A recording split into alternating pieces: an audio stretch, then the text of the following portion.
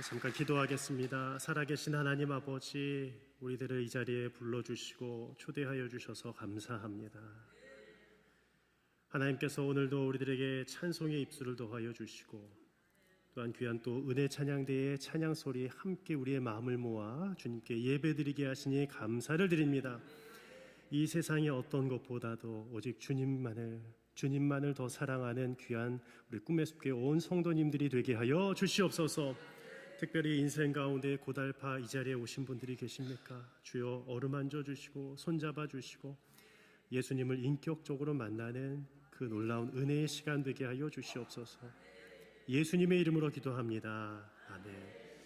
할렐루야. 네, 할렐루야. 네, 오늘도 이렇게 가득 또 많은 우리 성도님들 함께 예배드려 참으로 좋습니다.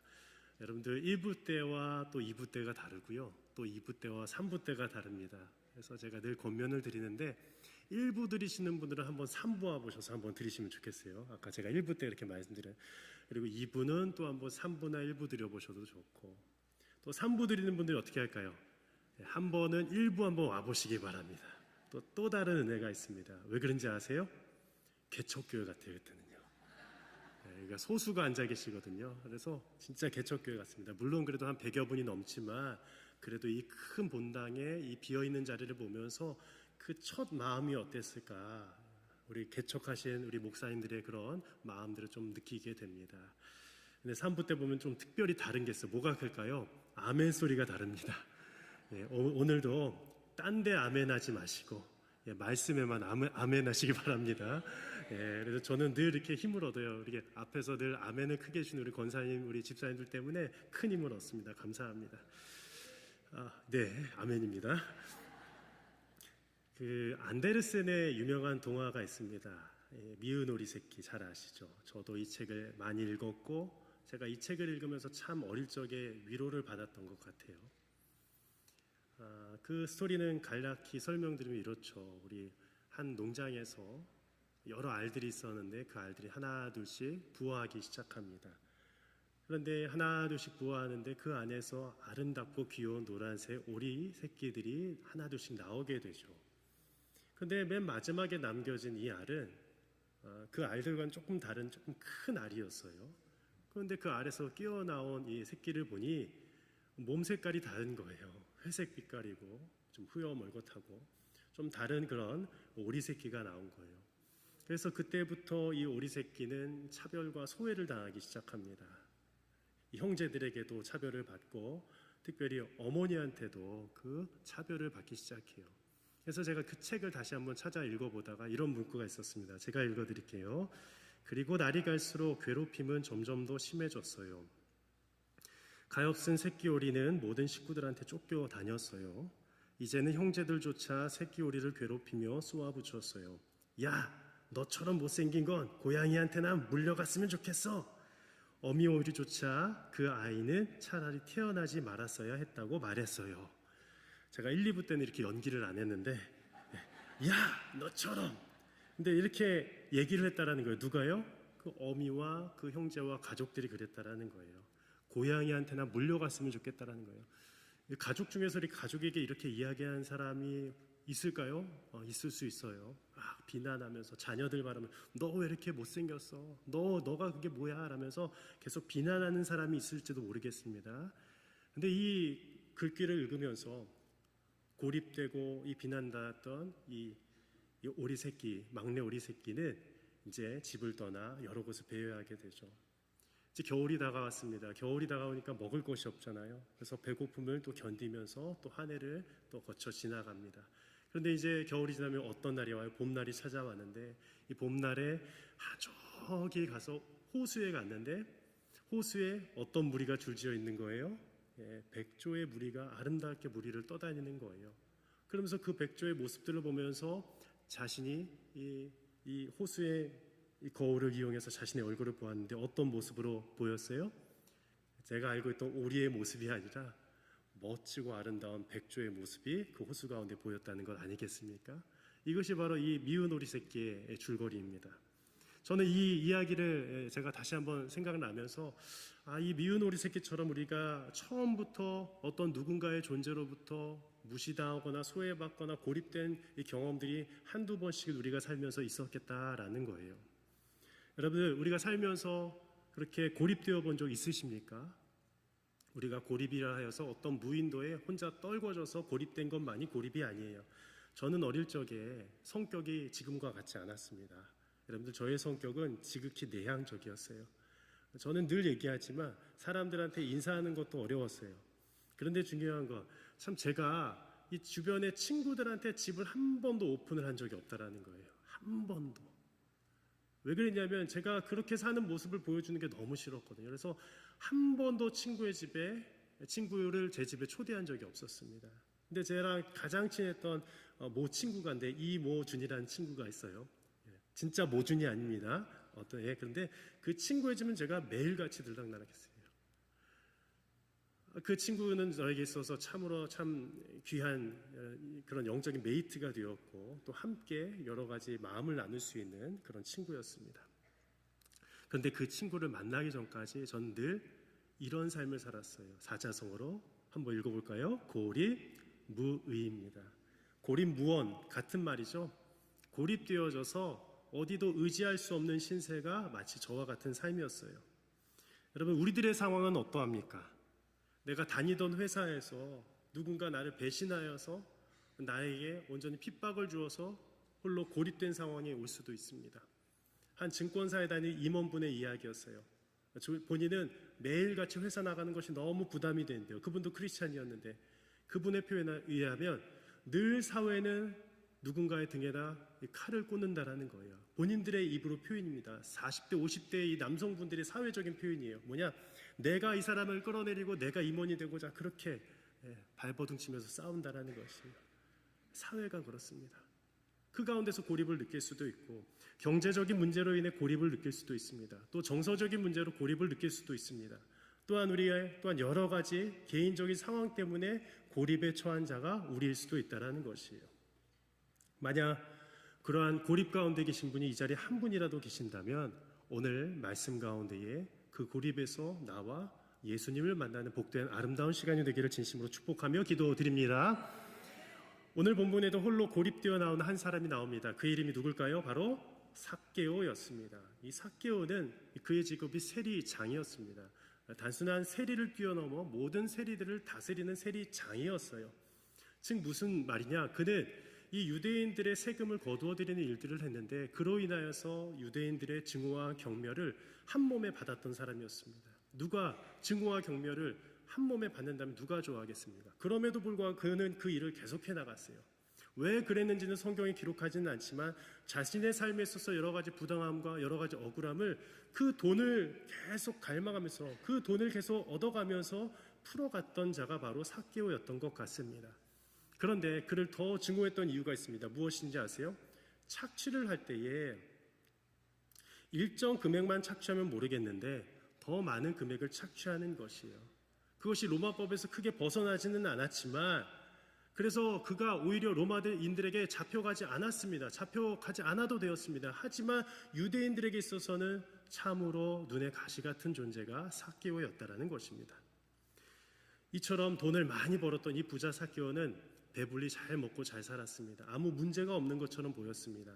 그런데 그에게는 한 가지 문제가 있었습니다.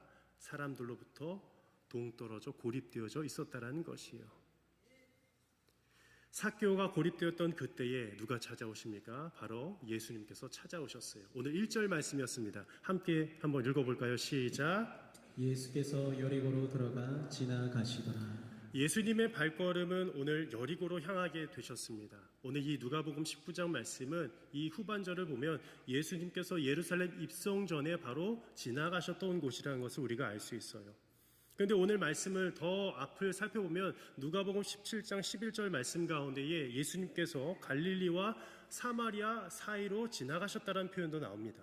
그러니까 두루두루 예수님은 다니셨다는 겁니다. 그런데 예수님께서 그렇게 다니셨던 목적이 있었습니다. 왜 그렇게 지역을 방문하셨을까요? 갈릴리도 다녀가시고 또 가버나움도 가시고 또 오늘 여리고도 가셨던 그 이유가 무엇일까요? 바로 오늘 10절 말씀 가운데에 그 핵심이 담겨져 있습니다. 오늘의 주제 말씀인데요. 함께 힘차게 읽겠습니다. 시작. 인자가 온 것은 잃어버린 자를 찾아 구원하려 함이니라. 오늘 1절 말씀을 읽고 바로 10절을 읽은 이유가 바로 이것입니다. 예수님의 이 땅에 오신 목적이자 예수님께서 그렇게 동분서주하며 그 지방 곳곳을 다니셨던 그 이유는 인자가 이 땅에 온 것은, 그 지역에 들어가신 것은 잃어버린 자를 찾아 구원하려 하심이라. 아멘. 이것이 복음인 줄을 믿습니다. 지금도 주님은 잃어버린 자를 찾아 두루두루 다니신다라는 것이에요. 목회자를 통해서, 우리 목장 리더들을 통해서 그렇게 두루두루 신방을 다니기도 하고, 병문안을 다니기도 하고, 장례식에 찾아가기도 하고, 여러 곳곳에 찾아간다라는 것이에요. 요즘 제가 다니면서 참 기쁜 게 뭔지 아세요? 신방을 시작했다라는 거예요. 신방 가면요, 뭐가 좋은지 아세요? 밥 많이 주셔서 좋은 거 아니에요. 물론 밥 많이 먹어서 너무 좋습니다. 너무 맛있더라고요. 근데 더 좋은 게 뭔지 아세요? 이제 성도님의 이름을 조금씩 알기 시작했어요. 누구누구 권사님. 아직 그래서 신방 못 하신 분들 죄송합니다. 다 때가 올 겁니다. 조금만 기다려 주시길 바랍니다. 조금만요. 그런데 이 예수님께서는 오늘 여리고로 가셨던 그 이유는 분명히 삭개오를 만나 주시고자 가셨다라는 것이에요. 그런데 오늘 삭개오는 예수님이 오신다는 소식을 듣고 삭개오도 이 예수님을 보고 싶어서 마음이 막 설레기 시작했어요. 오늘 성경에도 이렇게 기록되어 있습니다. 그가 3절이었습니다. 예수께서 어떠한 사람인가 하여 보고자 하되. 그런데 뒤에 부분에 보면 이 삭개오에 있는 여러 가지 현실적인 상황이 있습니다. 그가 키가 작고 사람이 너무 많더라라고 3절 하반절에 기록되어 있습니다. 즉 이것이 그에게 있어서는 장애가 되었다는 거예요. 사람이 너무 많았다는 것이에요. 여러분들 한번 상상해 보겠습니다. 오늘은 요 정도 오셨지만, 요 정도가 이제 엄청 많이 오셨어요. 근데 나중에 혹여나 저희가 3부 예배 때 한 3,000명이 온다고 생각해 보십시오. 생각만 해도 너무 좋아요. 그런데 그렇게 오면은 발 디딜 곳이 없어요. 부속실에서 예배를 드려야 됩니다. 목회자를 보고 싶어도 직접 볼 수가 없는데, 근데 예수님의 상황이 마치 그랬다라는 거예요. 예수님을 보고 싶어도 그 당시에는요, 너무 많은 군중들이 있어서 그 지역이 다 소요되었거든요. 막 웅성웅성 됐어요. 예수님 보고자. 그런데 그 키가 작고 그 참으로 유대인들로부터 배척받던 그 삭개오는 그 주님께로 더 가까이 나기가 어려웠을 거 아니에요? 그런 상황이었다라는 것이에요. 제가 한 성도님이 이야기를 들었어요. 제가 그 성도님께 이렇게 했습니다. 성도님, 이제는 교회를 나올 때가 되셨잖아요. 저는 이렇게 강압하는 목회자가 아니잖아요. 그쵸? 목장 리더십은 제가 조금 강압합니다. 꼭 오시도록 이렇게. 왜냐면 그 리더십이기 때문에 그건 괜찮아요.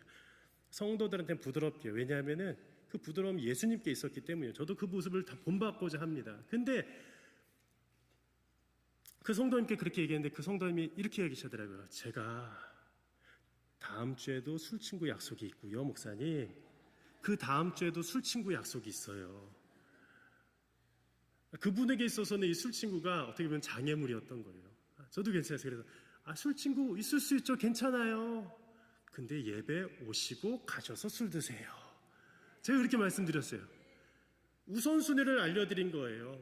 먼저 와서 예수님을 만나야 되는데 그것을 제가 말씀을 간곡하게 드렸어요. 근데 오늘 삭개오의 상황도 마찬가지야. 사람이 너무 많았어요. 물론 그에게는 여러 가지 친구들 때문이 아니라 오히려 그 여러 가지 환경들, 자신의 키가 작은 것과 또 우리의 환경과 상황이 너무나도 많은 어려움들 때문에 자신은 더 주님께로 가까이지 나아가지 못했다라는 겁니다. 바로 그때 삭개오는 어떻게 합니까? 쉽게 포기해버렸습니까? 아니요. 결코 포기해서는 안 되죠. 4절 말씀을 한번 읽어보도록 하겠습니다. 시작. 앞으로 달려가서 보기 위하여 돌 무화과 나무에 올라가니 이는 예수께서 그리로 지나가시게 말씀 계속 됨이로라. 띄워주십시오. 어떻게 했다고요? 앞으로 어떻게 했어요? 달려갔어요. 막 헤치면서 달려가요. 근데 달려가다 보니까 이제 더 이상은 안 되겠어요. 어디에 올라가요? 뽕나무에 올라간 거예요. 옛날 개역 한글에는 뽕나무라고 되어 있어요. 뽕나무에 올라갔어요. 돌 무화과 나무입니다. 아주 그 뿌리가 깊게 박혀져 있고 풍성한 나뭇가지를 품은 나무였어요. 거기에 올라간 거예요. 이제는 다른 사람보다 더 키가 높아져서 예수님을 볼 수 있었습니다. 그런데 제가 오늘 이 돌 무화과 나무가 여러 성서 주석에 나왔던, 일반적으로 이렇게 해석을 합니다. 예수님을 만날 수 있는, 예수님을 볼 수 있는 믿음의 그 시작점이 된 자리가 바로 돌 무화과 나무의 자리였다라는 것이에요. 그런데 저는 이 말씀을 깊이 묵상을 하다가 하나를 더 느끼게 됐어요. 이 돌 무화과 나무 자리가 어떤 자리였을까? 사실 아까도 초반에 말씀드렸지만 이 유대 사람들과 지역 사람들과 관계가 좋았어요, 안 좋았어요? 안 좋았어요. 삭개오는 외톨이였어요. 고립된 자였어요. 도와준 사람이 없었습니다. 물론 그가 수하에 부리는 종들만 부릴 수 있었습니다. 만약에 중풍병자의 내 친구처럼 정말 친한 친구 4명만 있었더라면 더 이렇게 가서 예수님 앞에 가서 주님 손 한 번이라도 잡았을 거예요. 그렇죠? 제가 이 말씀을 깊이 한번 수어 번을 읽으면서 다시 한번 묵상했어요. 그런데 그런 상황이 아니었어요.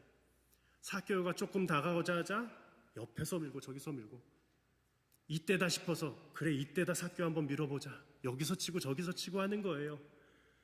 그러니까 더 이상 돌무화과 나무 가운데 올라갈 수밖에 없었던 거예요. 즉 이 돌무화과 나무 자리는 예수님을 아직 만나기 전까지도 어떤 장소였다? 고립의 장소였다라는 거예요. 외로움의 장소였다라는 거예요. 단절의 장소였다라는 것이에요. 여러분, 우리들도 지금 현재 이렇게 돌무화과 나무 자리에 계신 분들이 계십니까? 사람들에게 치여서 이제 더 이상 갈 곳 없어서 나무 위로 허겁지겁 올라가신 분이 이 자리에 계십니까? 계시다면 오늘 이 주님의 음성이 들리기를 원합니다. 첫 번째로 예수님은 그를 초대하여 주셨다는 것이에요. 5절 말씀을 함께 읽어보겠습니다. 시작. 예수께서 그곳에 이르사 쳐다보시고 이르시되 삭개오야 속히 내려오라. 말씀 떼어주십시오. 예수께서 그곳에 이르셨습니다. 이제 드디어 예수님께서 그 지역을 방문하여 주셨습니다. 그런데 누굴 먼저 쳐다보셨어요? 사람들이 다 여기 있는데 한번 보십시오. 여기 멀뚱히 누가 이렇게 매달려 있다고 한번 생각해 보세요. 삭개오요. 예수님 보셨어요. 삭개오네.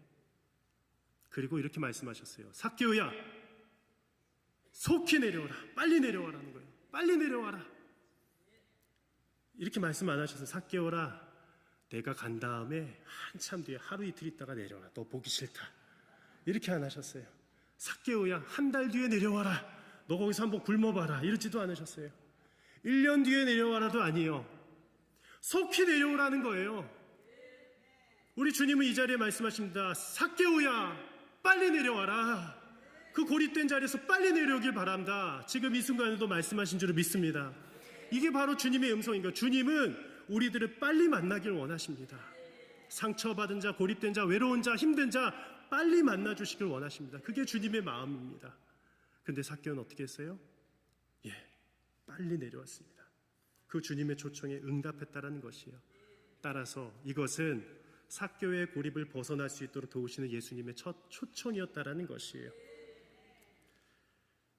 예전에 제가 한 남자 청년을 상담을 한 적이 있습니다. 참 저도 아끼는 청년이었고, 지금도 이제 가끔 종종 연락이 오는데 저도 이제 사임한 이후에는 연락은 오지 않습니다만, 그 청년이 키가 한 160이 될까요? 좀 작은 청년이었고 말을 좀 많이 더듬었던 청년이었습니다. 태어날 때부터 장애가 있었어요. 그래서 늘 고민이 있었어서 이 청년부 셀 모임에 가면은 계속 돌아다니는 거예요. 한 달을 못 있고 또 다른 교회로 계속 배정을 해달라는 거예요. 리더들이 요청할 때도 있고 본인이 요청할 때도 있고 계속 우리 같으면 목장을 계속 옮겨달라는 거예요. 못 있겠다라는 거예요. 왜 그러다 이렇게 제가 물어보니까 이 청년이 너무 전화를 많이 한대요. 리더한테도 그렇고 매일같이 나 좀 만나줘, 나 좀 만나줘.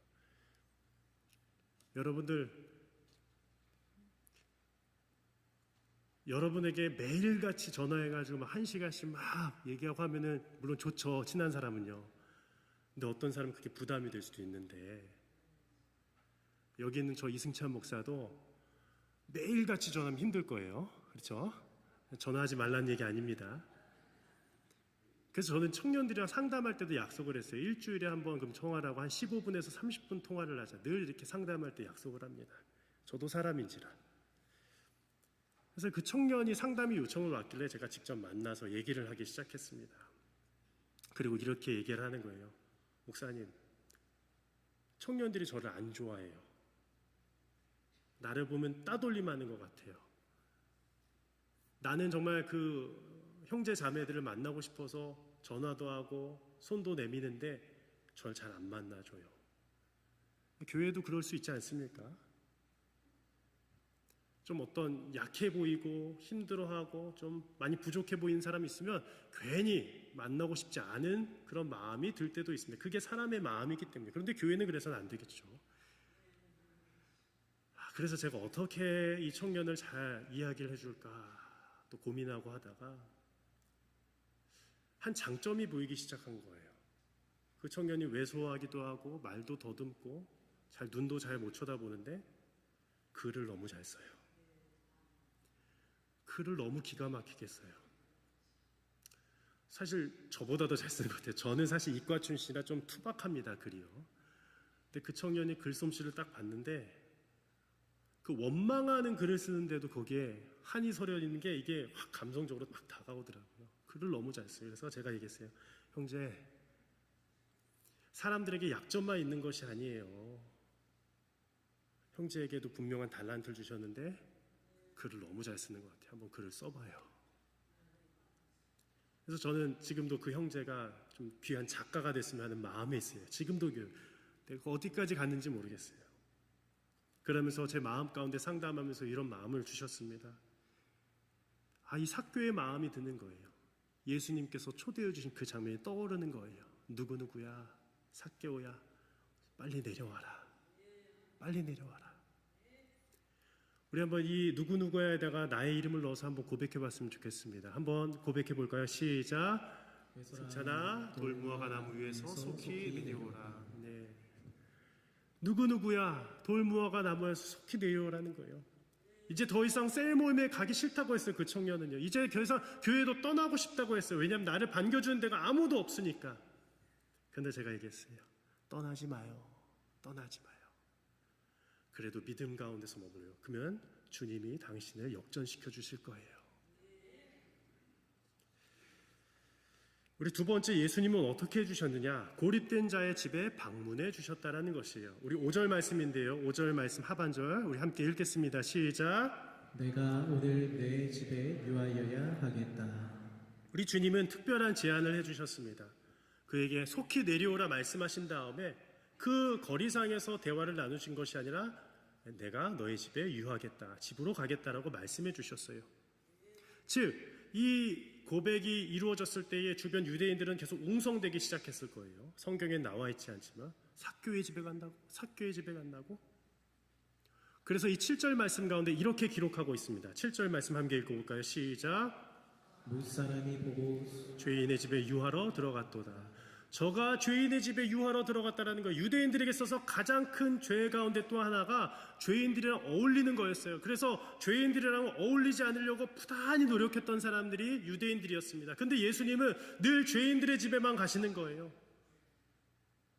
왜 또 저 세리장의 집에 가지? 많은 사람들이 의아했습니다. 이렇게 아프고 힘들고 유대인들 가운데 가난한 사람들이 많은데 왜 저 세리장의 집에 가지? 제가 한 여러 사역들 가운데에 저는 가장 또 기억에 남는 또 사역 중에 하나가 교도소 사역이었어요. 교도소에 제가 1년 동안 계속 정기적으로 우리 권사님들과 함께 갔는데 제가 갔던 교도소는 중범죄자 교도소였습니다. 살인죄와 성범죄자들이 있는 교도소였어요. 그래서 아주 험악하고 또 무시무시한 또 교도소로 또 유명한 곳이죠. 그래서 제가 처음 그때 1월에 그 방문교도소와 함께 갔을 때에 심장이 쿵쾅쿵쾅 거리는 거예요.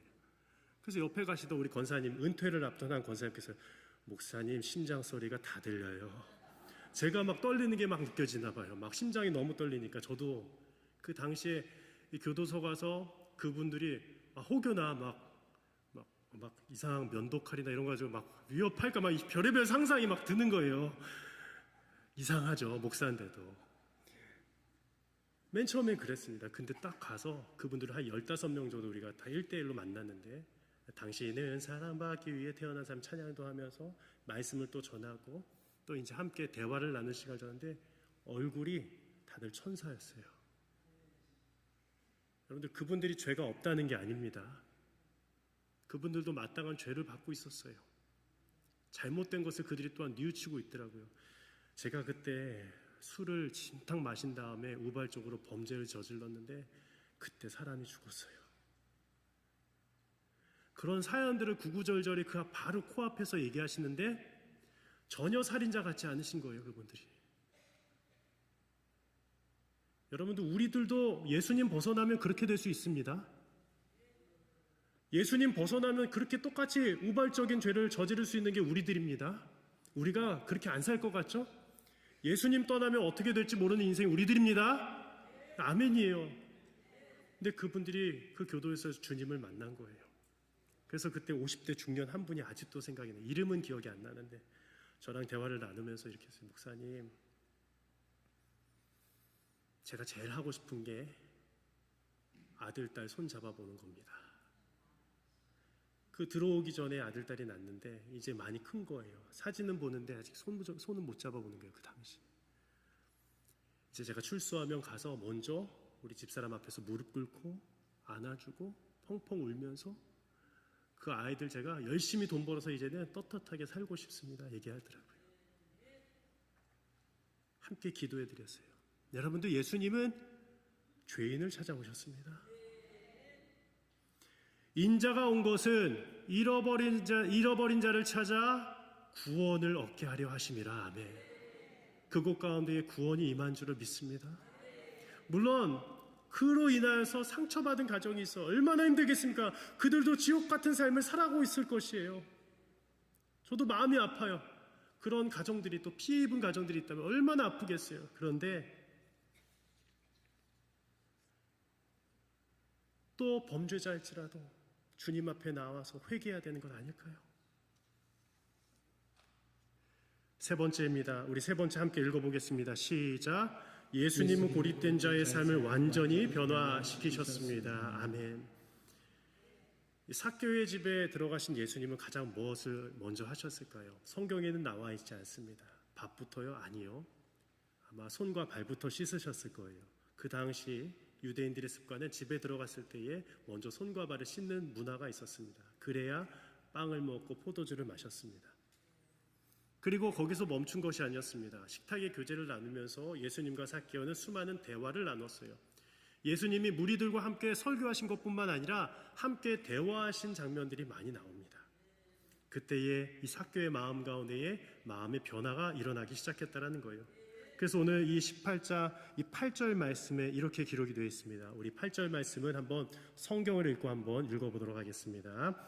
삭개오가 서서 주께 여짜오되 주여 보시옵소서, 내 소유의 절반을 가난한 자들에게 주겠사오며 만일 누구의 것을 속여 빼앗은 일이 있으면 내 갑절이나 갚겠나이다. 아멘. 자신의 소유의 절반을 가난한 자에게 나누어 주겠다라고 한 거예요. 여러분들 이렇게 하실 분 있으세요? 쉽지 않아요. 10분의 1을 드리는 것도 쉽지 않을 겁니다. 20분의 1도 쉽지 않을 겁니다. 그런데 오늘 삭개오는 왜 이러한 결정을 내렸을까요? 이 누가복음 말씀 가운데에, 이 전체의 스토리 가운데에 바로 앞장 누가복음 18장 가운데에 예수님은 또 한 사람을 이미 만나셨습니다. 바로 부자 청년, 누가복음에서 부자 관원으로 나옵니다. 그가 주님께 나와서 물었습니다. 어떻게 하여야 영생을 얻을 수 있겠습니까? 라고 물어봤을 때에 주님은 어떻게 대답하셨느냐? 너의 있는 모든 것을 다 팔아 나누어 주라 말씀해 주셨어요. 그때 이 부자 관원이 근심하여 떠나갔다라고 기록하고 있습니다. 여러분들, 우리의 신앙 고백이 어떠한지를 알려주는 본문이에요. 오늘 이 삭개오는요, 다 팔지도 않았어요. 그런데 이 주님께 감동을 받고 나서 내가 취하였던 모든 착취했던 절반을 주님께 드리겠다라고 고백했습니다.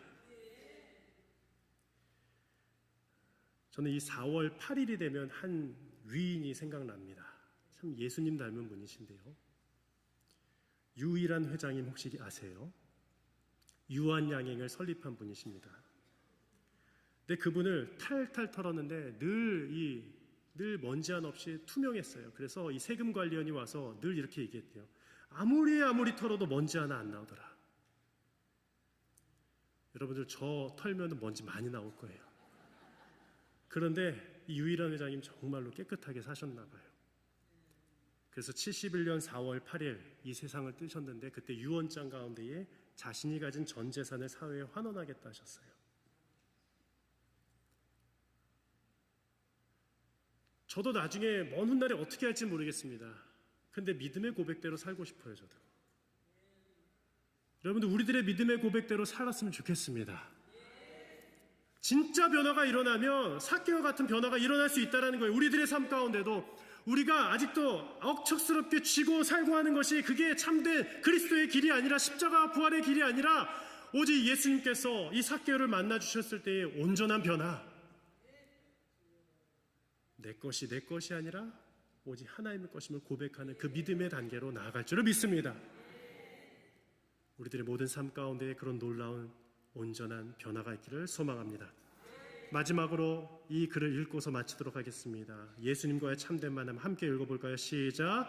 예수님과의 참된 만남은 삶의 진정한 변화를 가져오며 우리를 구원의 길로 인도합니다. 우리 이어서 읽겠습니다. 시작. 성경 읽는 척하고 기도하는 척하는 것은 삶의 진정한 변화를 가져다 줄 수 없습니다. 진짜로 말씀을 사모함으로 읽고 기도할 때 예수님이 내 삶에 오셔서 진정한 변화를 이루실 줄을 믿습니다. 아멘. 우리 함께 기도하겠습니다. 주님, 이 세상에 수많은 경제인들이 있고 정치인들이 있고 수많은 리더들이 있고 수많은 사람들이 있습니다. 그런데 예수님을 진짜 만난 사람들이 누구입니까? 우리가 성경 읽는 척하고 기도하는 척하는 것이 아니라 진짜로 말씀 읽고 진짜로 예배드리고 진짜 기도드리고 진짜 찬송 불러 진정한 삶의 변화를 이루는 삭개오와 같은 삶을 살아가는 우리 모든 성도님들이 되게 하여 주시옵소서. 감사드리며 우리 구주 예수님의 이름으로 기도합니다. 아멘.